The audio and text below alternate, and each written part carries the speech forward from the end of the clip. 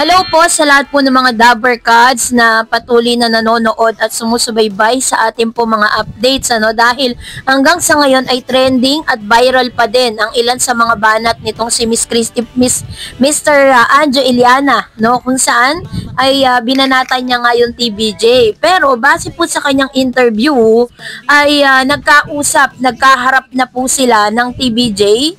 At narito yung buong detalye. So, bago yan, kung hindi ka pa nakapag-like, share, subscribe sa channel na ito, please don't forget to like, share, and subscribe at i-hit mo na rin ang notification bell for more updates. So, sabay-sabay po nating panoorin, kasi meron po siyang interview with Mr. OG Diaz dahil sa pagkaka-decline nitong si Manay Christy Fermin doon sa interview na gusto sana niyang mangyari. Kaso nga lang di siya pinagbigyan nitong si Manay Christy Fermin dahil wala daw siyang panahon para sa mga taong walang utang na loob.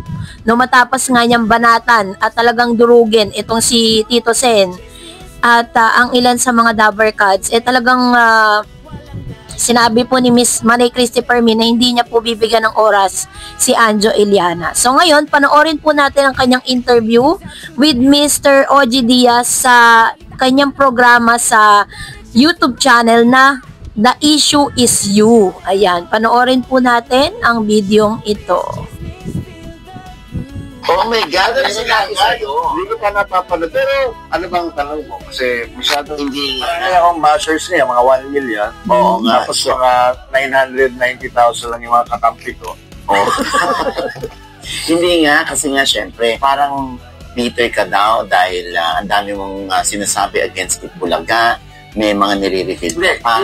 Kailangan ba yan? Kailangan natin kasi mag-rewind. O, paano? Mag-rewind tayo nung naghiwalay ang Tape Incorporated at ang Itbulaga. Alam mo, di ba? Yung mga panahon yan. Wala, ikinig lang kami. Wala na kasi ako noon. So, bago sila naghiwalay, mayroon akong movie noon. Siyempre, pag may mga reporters, diba, may question.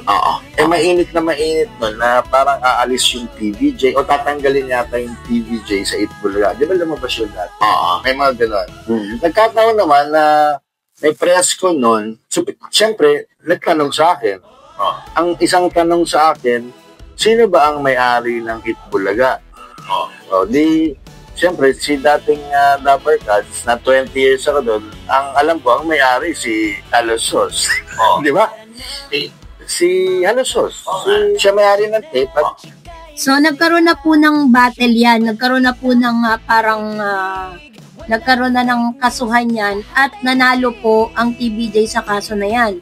Ipinagkaloob po ng korte ang programa at titulong Itbulaga. So, sinasabi ni Angeliana na ang may-ari si Ang Halosos. Ang Halosos po ang producer.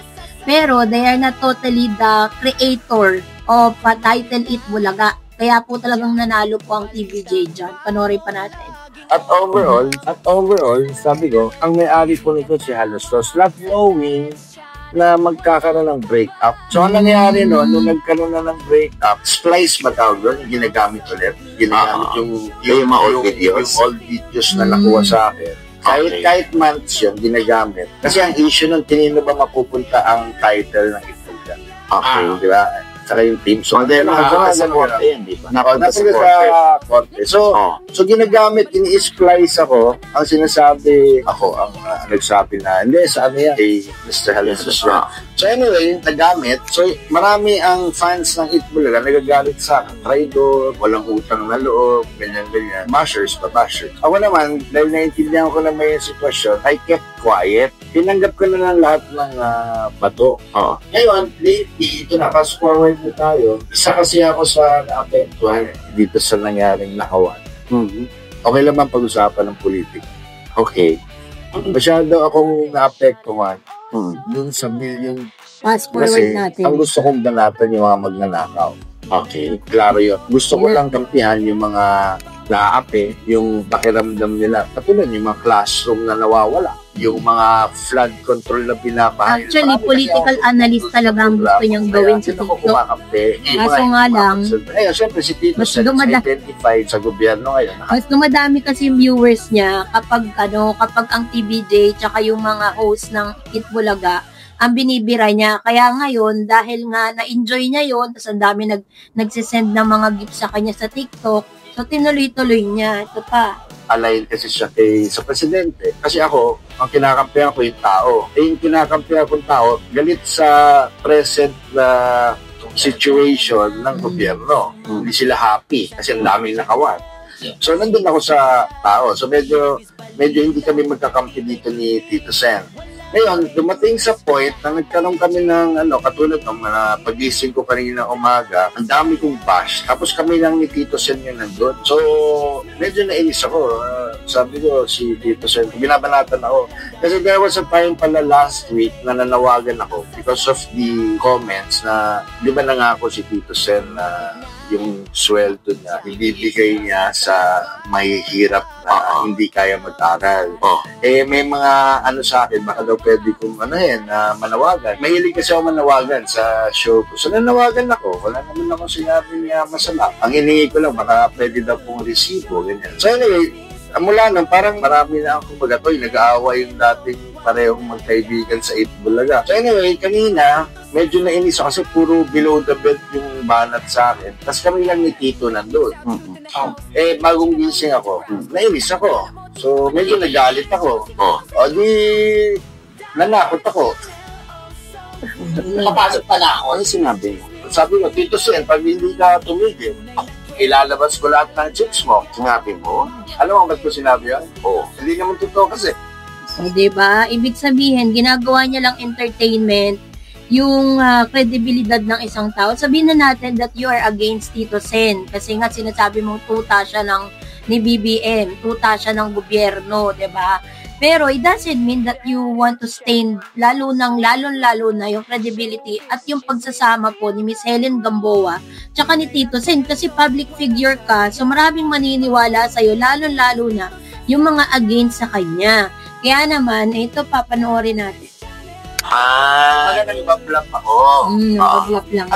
Pero mo lang yun? Hindi, galit ako. Pero ibig sabihin, joke, baka isipin niya, baka may alam ko si Andy sa akin. Ang sa akin, ang point ko, huwag mo akong banat kasi... Ano bang banat sa'yo? Iba-iba na... Siyang bumabanat sa'yo? Hindi, kami lang dalawa yung nandun sa frame. Yung mga tatlo yung nakita ko. Okay. So, kanina umaga, inisip ko, troll ni Tito Sen. Na siguro, ang isip ko nun, tirahin mo si Anjo para masira yung credibility niya kasi parang maraming naniniwala sa kanya. Okay. So, ganun ang dating sa akin kaninang umaga. So, nanawagan ako. Sabi ko, Tito Sen, baka pwedeng tigilan na to. Kausapin mo itong mga trolls mo. Kasi kung hindi, ilalabas ko yung mga babae mo sa Itbulaga. Sandali, baka maniwala yung ibang mga netizen. Wait, bumibiro ka ba nun o ano? Nagbablap na. Blap lang. Oo, kasi nga, gusto ko tumigil na sila. Kasi nga, ang aga-aga, binubuisit ako Ang gusto ko lang naman, maglingkod sa taong bayan, maglingkod sa mga ninanakawan, manawagan sa gobyerno na ayusin nila yung trabaho nila. Yung mga banat kasi, laos, walang natatawa sa yogs ko, kaya daw ako tinanggal sa Itbulaga. Kaya nga nagkakaroon ng kung ano yung mga sinasabi dati na nag-aaway yung dalawang Itbulaga, sabi ko, yun din. Sabi ko, yung mga trolls ko ni trolls ni Tito. Ganun lang pumasok sa isip ko mga trolls ni Tito Sen. Kasi yung mga sinasabi nun, hindi lang sinasabi dito. Yung mga, kaya kasi sinipa sa Itbulaga, nag-resign ako, hindi naman lang sinipa.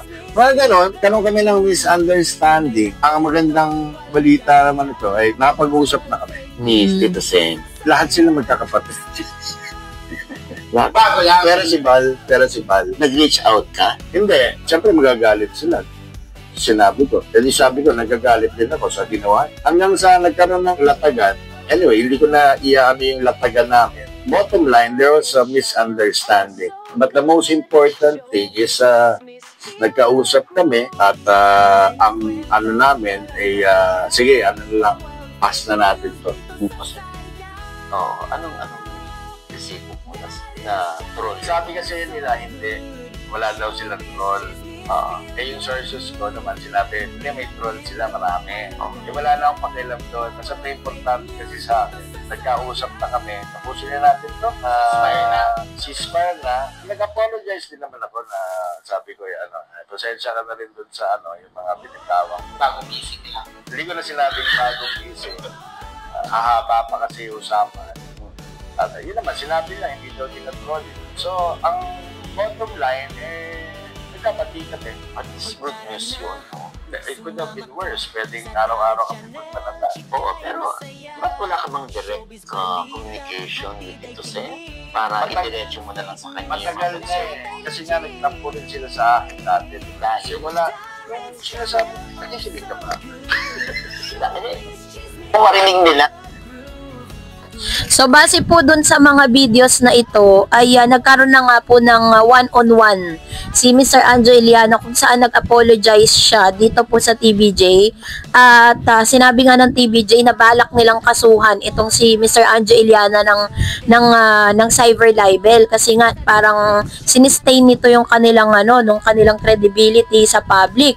Pero dahil nagkaroon ng usapan is kaya pala nagtawag o sinabi ni Mr. Anjo na ceasefire na siya. So, hindi niya masyadong binabanatan ngayon ng TVJ, si Tito Sen, pero ang binabanatan niya ngayon, yung mga kasama ng TVJ sa Itbulaga. Na si Jose Manalo, si Alan Kay, si Wally Bayola, pati po ang Aldab, si Raisa Maydiz, ang dami niya sinabi patungkol dun. Kaya naman talagang sobrang trending na trending ngayon si Anjo Iliana patungkol sa bagay na yan. Kasi kung hindi po siya tumigil pala, mahahantong na talaga sa kasuhan. Pero hindi natin alam, baka mamaya may mga pasabog pa si Anjo Iliana, kaya lagi tayo nakaabang sa kanyang live video sa TikTok.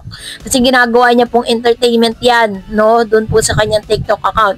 Kung political analyst siya, dapat doon na lang siya tumutok, hindi na lang para bagay kasi trabaho niya yun kapag po kasi nagla-live siya at ang TVJ pinag-uusapan niya, dumadami po yung mga viewers niya.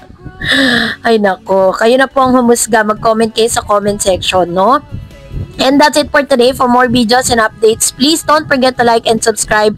And please don't forget to follow my Facebook page, Dareds TV and Dareds channel. God bless everyone!